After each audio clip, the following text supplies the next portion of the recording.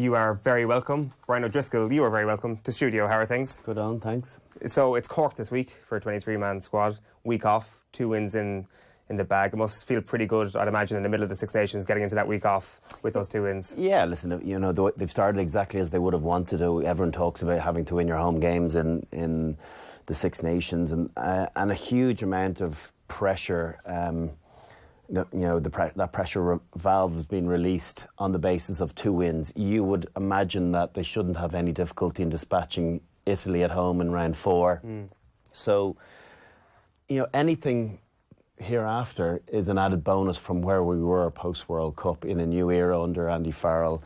And now with confidence buoyed on the back of a really good performance against Wales.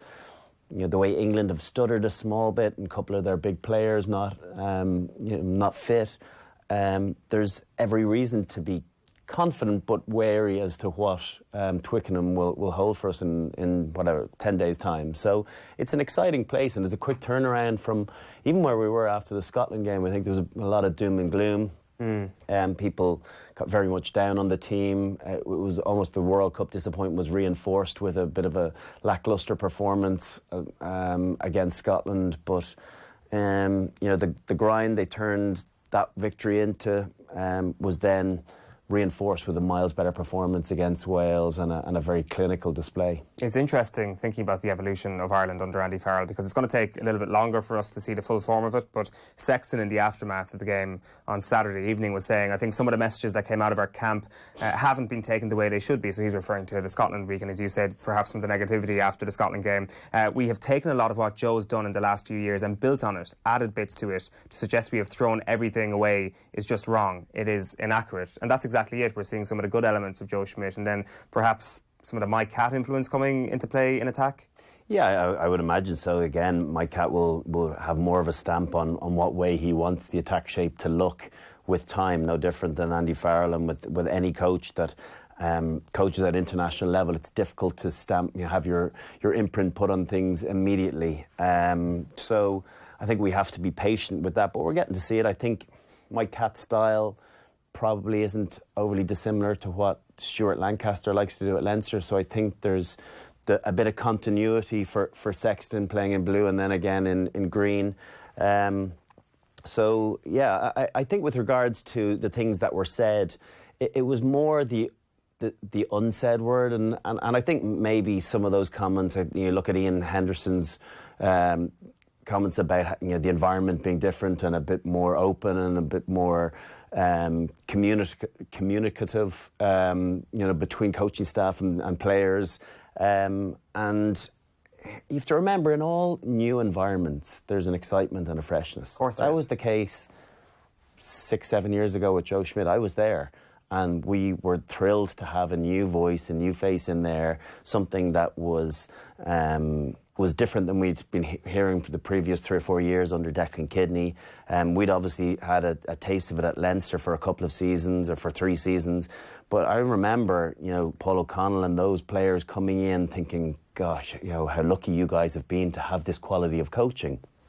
And then over the course of time, 4 or 5 years, the natural thing is for things to get a bit stale, and particularly when it's a little bit off and then the results aren't going for you, it unravels very quickly. And listen, let's judge Andy Farrell for what's happening at the moment.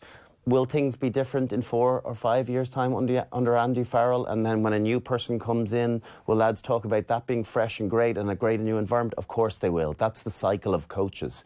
Was Schmidt more a good cop at the start than he was at any point after? I think so, but I was gone for a number of years. I only had a season of him at international rugby, and by all accounts I think he got a lot firmer with the team. He got harsher on them, but also they were a team that were growing, and maybe he felt the need to knock that bit of toughness into them, that standards needed to be excellent for them to achieve what they managed to achieve. So the only problem is, the evolution of any side, players get fed up of that, and that's all well and good when you're winning. In 2018, I'm sure that there were some cracks there, but because they went an unbeaten season, because they beat the All Blacks, they won the Grand Slam, won away to Australia on tour, who's going to pipe up and go, actually, I'm not happy with, doesn't matter, because they're winning. Yeah. So when things didn't go for us, and starting with the English performance early on this year, it opens an opportunity for people to go, well, I kind of thought I was keeping my mouth shut in the background, or I didn't like this, and then it's reinforced with Wales and again with England and Twickenham before the World Cup, and then Japan, and then kind of the coffin is sealed with the All Blacks performance. So 5, 6, 7 years is a long time for a coach to say, fresh, new ideas coming in, and very few wave off in the sunset and go, thanks very much, you're welcome for what I've delivered. It more often than not ends in disappointment, and that's why coaches move on. Yeah, of course it does. A couple of the new things that we've seen, a couple of the new ideas, perhaps. Gordon Darcy in the Irish Times this morning saying Jordan Larmour, Bundy Aki showing up as first receiver more often than before, and Jonathan Sexton appearing behind the rucks a little bit more often because the opposition can't guess which way he wants to bring the play. Is that in line with what you've been seeing? Is there anything else that you've noticed from the opening games? Well, I think that's been coming from Leinster, to be honest. Okay. I think it's you look at the Irish team, they're trying to get to the middle a lot. And most sides try and get to the middle because that's where, we talked about it last week, that's where you split that defensive line and you don't get as aggressive line speed. But what it also does is it gives you an opportunity to identify mismatches easier, or when someone hasn't ploughed numbers around the corner in defence, or if they've left the short side a bit sparse, when you sit in behind as first receiver, you can pick either side there. Whereas if you decide to choose one way or the other, and you realise the far side is actually where the attacking threat is on, takes you 3-4 seconds to get there. The cavalry can pile around the corner. So it's a position of power to be able to sit in behind the ruck and almost weigh up which side is going to be to your benefit to attack down.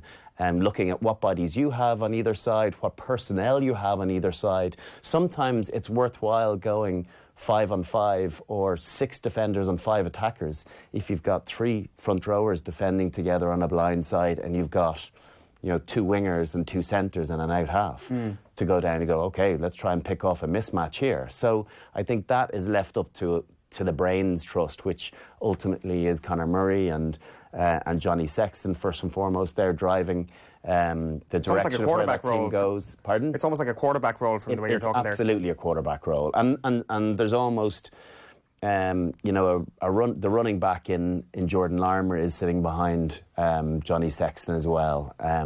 We saw it in the the Scottish game where there was a break in the first 10 or 15 minutes where he worked hard from a ruck on the left-hand side, and he's the extra body creating the numbers on that right-hand side. And he does that for Leinster the whole time. That's his point of difference.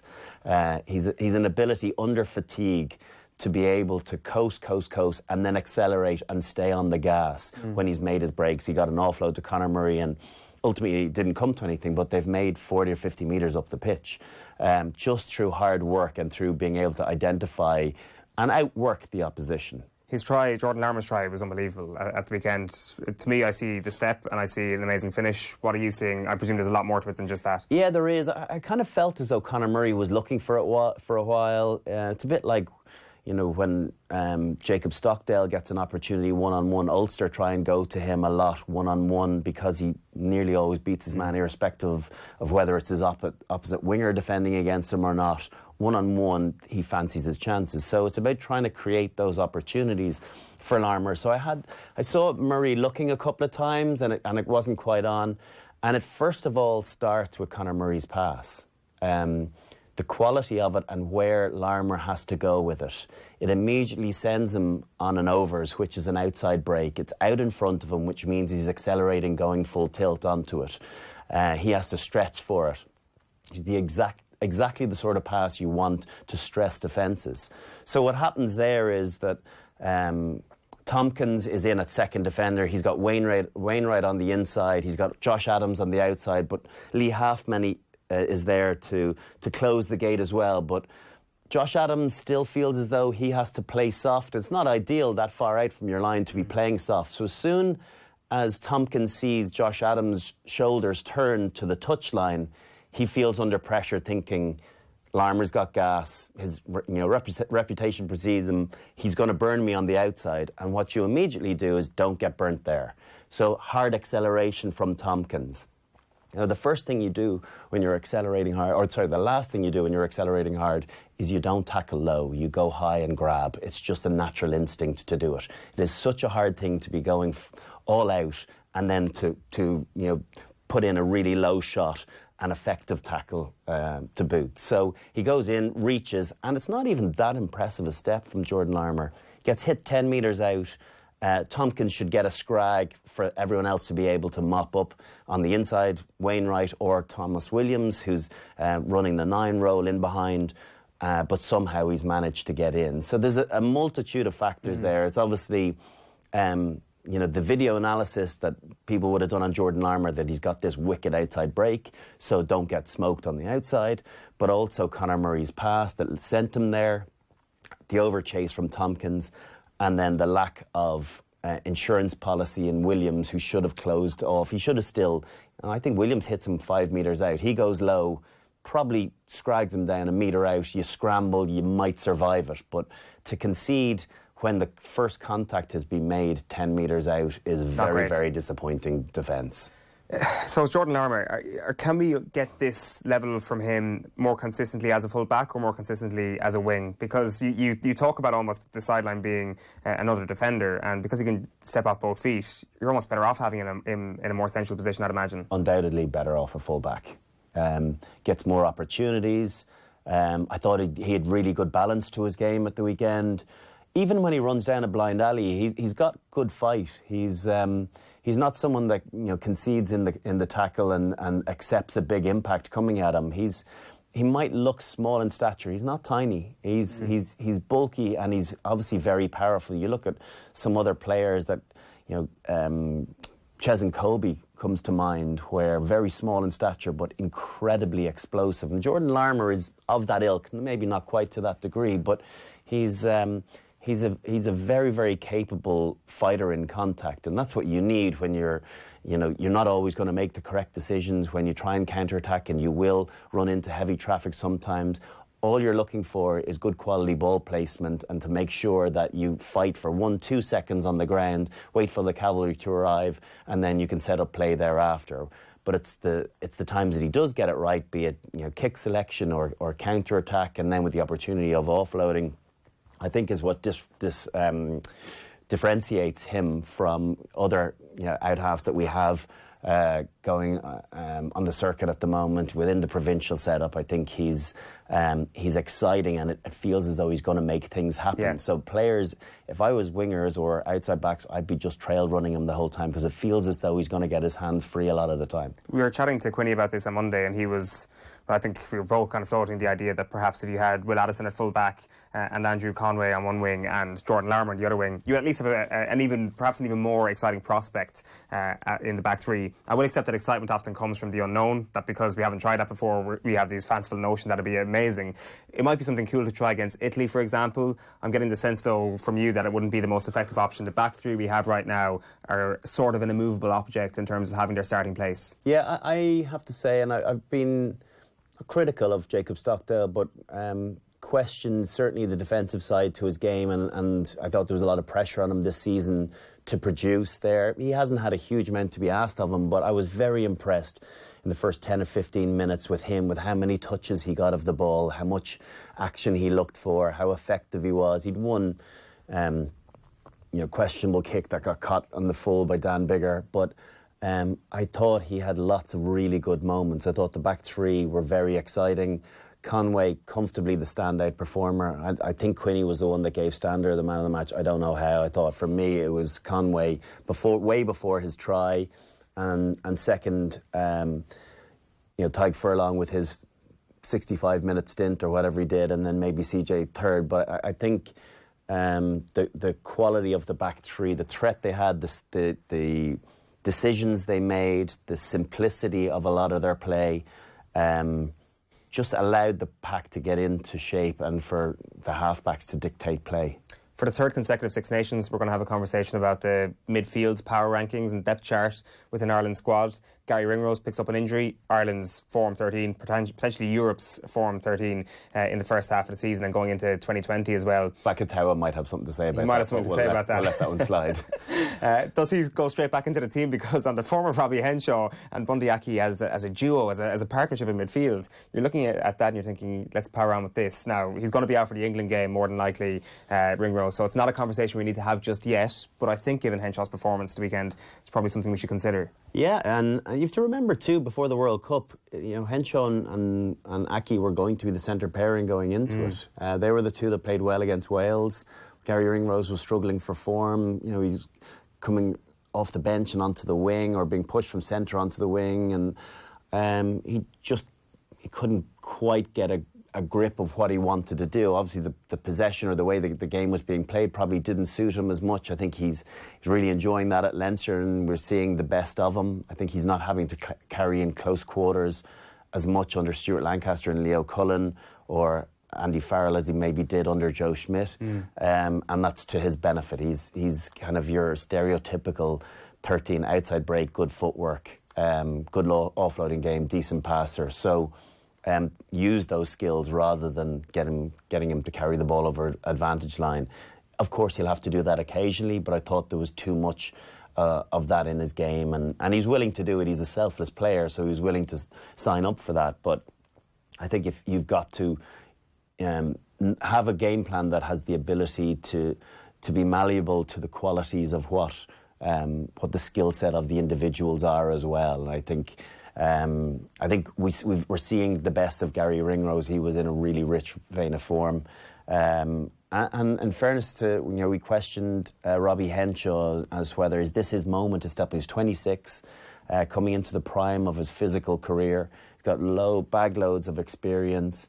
He's been unfortunate with some injuries, but I was really impressed with the aggressiveness of his carrying, with the willingness to offload and the quality and the skill of some of the offloads. There was one to Henderson, which he seemed had in kind of the palm of his hand, but he flicked out of it, right into his breadbasket. I just thought that's a player playing with high confidence and is being given the rope to be able to go and throw those sort of passes. I think that's the sort of pass that you would have stuck a year or 2 years ago, played continuity, go through the phases, whereas now changing that point of contact, he made 2 offloads within 30 seconds and it added, I'd say, 15, 20 metres of advantage line to Ireland, and we've got to become that sort of team. I was looking at the half-time stats. I didn't see them on full-time, but it was like 6 offloads to 14 to Wales. Now, 6 is still okay for a half. Yeah. There'll be lots of games where we'd have 3 and 4, so 6.5 is still progress. Good, and we're getting there. And I think that has to be, we've got to be a team that's willing to take a few more risks, because when we come up against the bludgeon, get into the arm wrestle, that's where we get knocked out. So we have to have that adaptability to be able to throw the pass and throw the offload and use the skill set that we know that we're capable of. It just felt as though we were confining ourselves to a stereotype that didn't suit us in the last year. Let's break the shackles from that and play a bit more freely and let people express themselves. And I think we saw aspects of that. I wanted to get your thoughts on Matt Williams' comments on Virgin Media over the course of the weekend, because himself and Ronan O'Gara had a bit of an argument about whether or not this performance from Ireland against Wales should be the minimum. He said it was the minimum that should be acceptable from this group of players, and he says everyone's made excuses for this group in the past. Is that something you go along with, that this should be the minimum for Ireland? I think within the setup, you probably think this is our benchmark, but I don't think it's a hard and fast statement where if we dip, a couple of percent below it, that we're going to, lambaste one another or lose the head. I think it's anytime you have a good performance, it's more of a reminder to yourselves that that's what we're capable of. So why would we dip below that when we can get to here? I don't necessarily think that. I don't know. I don't want to get in Matt's head and understand what he was saying about it, but I think they're probably saying something similar within the setup. So I don't know why. I think it looks good on TV when you get a bit argumentative. I could also see Roger's point of view, the way Matt was saying, because of where he came from, his previous comments as well. it seemed like a harsh comment on the back of a great performance, but if it wasn't inferred that way, I think it's a fair enough comment that that's the standard now. They know that they want to get to and continually be at. And if they can do that, they'll be a very hard team to beat. You dip below it and you'll be susceptible to better teams getting the better of you. Is he on the money when he says that, so about a camp or being inside the camp? Say from your experience, would there ever be a big win or a big performance? And it's not so much the ecstasy of the win, potentially that it lasts for a while, but as the dust settles a couple of hours later, you're like, right, okay, this is the benchmark now. We have to... I don't know. We do not let this slip. I don't think you think that way. Okay. I think you think more. We can play like this. So let's try and get to that every time. I don't think you think we can't get below that, because that's a bit of a negative comment. Okay, yeah. It's more about thinking positively that look at some of the brilliant rugby that we did play. Great retention, great skill set. So okay, now let's just remind ourselves that this is the brand that we're capable of. Let's do it week on week. So it's a bit glass half full rather than glass half empty. And I think that's the way that they'll be looking at the video footage, and they'll realise the things that they can improve on, and there's absolutely scope for that. But for the most part, defensively very good as well. Spacings were excellent. Their ability, it felt like a role reversal from a couple of years ago where Wales were getting us on the edge a good bit. And we were getting so narrow in defence. 2018, and even kind of 2018. Even when we beat them, they still got a couple of tries out in the 15. They managed to stretch us where we got narrow. I couldn't get over how narrow Wales got and how much we were able to get out into the extremities.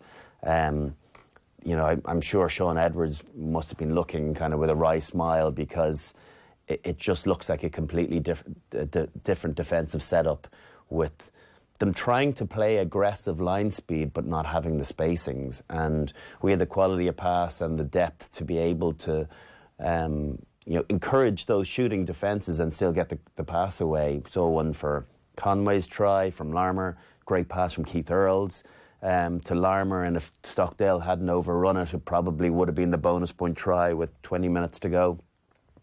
I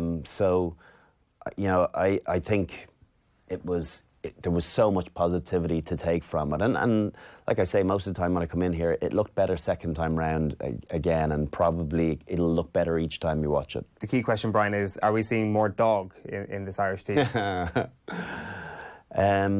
I think there looked like there was a nastiness in some players. I think Tadhg Furlong is a guy that looks as though he's playing to prove a point. You have to remember he had a quiet enough World Cup. Andrew Porter got selected for the Northampton game away from home, and Furlong was benched. And sometimes that works in a coach's favour, where they've got two players similar enough quality vying for the same position, and you bench one for a while. It's just a small little reminder that we can live without you, particularly how well Porter was playing. But I think since then, Furlong, I've been very impressed with him the last two weekends. His work rate, the appetite in defence, kick chase, things that you wouldn't associate someone driving from a tight head position. Yeah. His last, the last play of the game against Scotland, the amount of moments he had in that, working hard where it looked as though he had cramp and playing through it. I was really, really impressed with him, and he looks as though he's carrying super hard with a lot of aggression.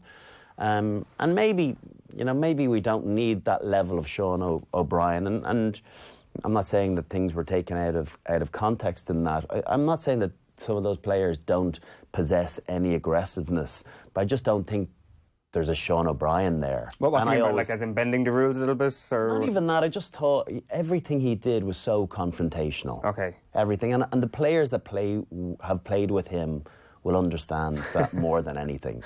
That he demanded so much every time. You knew that it was 100 miles an hour, and that he never ever took an easy option. If he could carry, I never saw him carry at 98 or 99%. It was 100% every time. Same with every shot, and it's a mentality.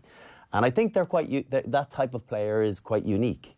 You don't get them every generation. I think you get, or you might get a couple every generation. And I think comparatively, if you were to ask, and I'm sure no one likes reading that, there's question, there's dog in them, but I don't think any of those players are of that Sean O'Brien ilk of dog or being an on-field thug. Can they become that player?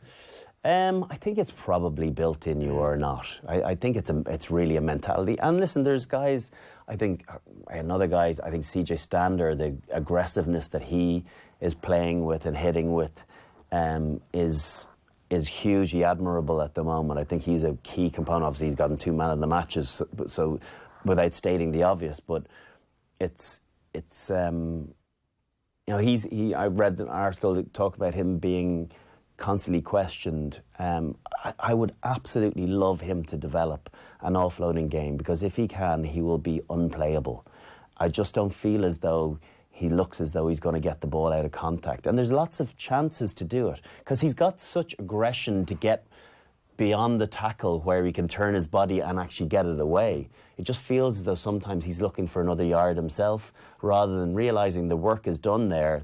The defence is scrambling, now look for the offload. And if he can do that, I think he will be a real standout performer in the Six Nations for this Irish team for the next few years. We are out of time, Brian, but you did say a player who expects the most from their teammates, and I can't leave you go without asking about Sexton, and I guess that element of his character that often comes out, but now what we're seeing is a dialogue to Johnny Sexton because he's Ireland captain. What did you make of his interactions with Roman Poit on Saturday? Yeah, I think at times you could understand why he came in a little bit frustrated at one or two decisions. Looking back in the video, I think from both sides' perspectives, there were a couple of questionable ruck calls. It seems sometimes it's a bit of a free-for-all under Poit.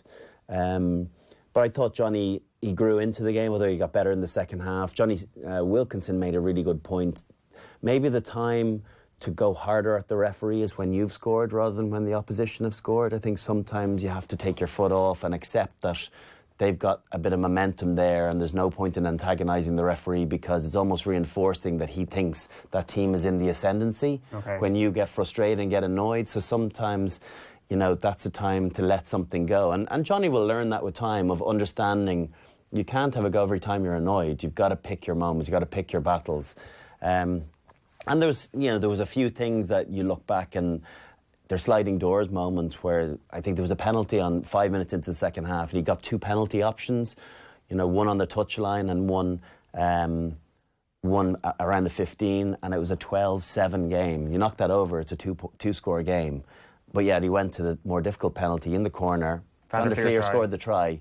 But I think don't run the risk. You've got to score a line out. You've got to make sure that the line out maul is good enough. And you'd be going for the post in that situation? Absolutely. Even in hindsight? Even in hindsight. 8-point game. 2 scores is where you want to get to. There's a security that comes with 2 scores. It doesn't matter how it comes. So it gets to, granted, I think he knocked over the conversion, so it's 19-7. That's a 12-point game, but that's still 2 scores. So granted, it's a try and 2 tries and a conversion, but the way Ireland were defending, that's a difficult line to break. The discipline was only okay, but I just think those sort of things, because there was a try, no one will ever talk about it, but I think they're things that you just always have to look back and kind of wonder, should I have done that in that time? I personally would have kicked it goal, definitely. Yeah, and I'm sure he's being super critical of all the decisions, and the coaching staff are this week as well. Well, we're scrutinising all the negative. There was positive things where he got besides the way he played the game, his defensive moments, but quiet things that we probably didn't hear him saying to Roman Poit that we're oblivious to, that helped us get into the game or helped him build his relationship with Poit. So I think he's doing okay. But listen, we're on radio here to pick holes, aren't we? Absolutely. We'll be picking holes again next week. Brian, thanks a million for popping in. I'm sure this time next week we'll have some Eddie Jones comments to sink our teeth into ahead of the big one in Twickenham. Chat to you next time, Brian. Cheers.